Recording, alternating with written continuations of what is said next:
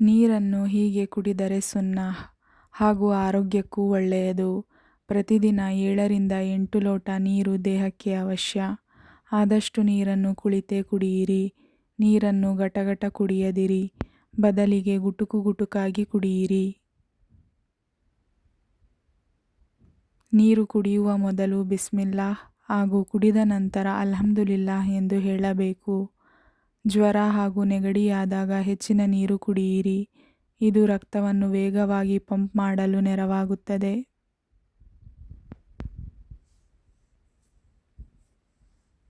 ಸೋಂಕಿನ ಸಮಸ್ಯೆಗೆ ನೀರು ಕುಡಿಯುವುದು ಉತ್ತಮ ಹಾಗೂ ರಕ್ತದಲ್ಲಿ ಸಕ್ಕರೆ ಮಟ್ಟವನ್ನು ಸಮತೋಲನಕ್ಕೆ ಸಹಾಯಕ.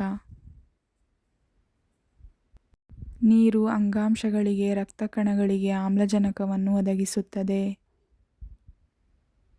ಮೂತ್ರಪಿಂಡದ ಮೂಲಕ ದೇಹದಿಂದ ವಿಷಕಾರಿಯನ್ನು ಹೊರಹಾಕಲು ನೀರು ಸಹಾಯ ಮಾಡುತ್ತದೆ. ಚರ್ಮ, ಕಣ್ಣು, ಬಾಯಿಯ ಲೋಳೆ ಪೊರೆಗಳ ಮೇಲೆ ತೇವಾಂಶವನ್ನು ಕಾಪಾಡುತ್ತದೆ.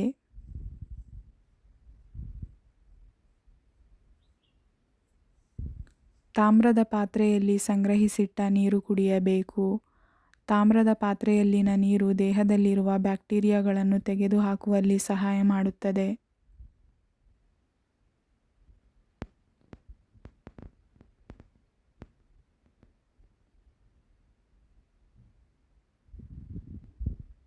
ಥೈರಾಯ್ಡ್ ಗ್ರಂಥಿ ಸರಿಯಾಗಿ ಕಾರ್ಯನಿರ್ವಹಿಸಲು ನಮ್ಮ ದೇಹದಲ್ಲಿ ಸರಿಯಾದ ಪ್ರಮಾಣದಲ್ಲಿ ತಾಮ್ರ ಇರುವುದು ಅಗತ್ಯ.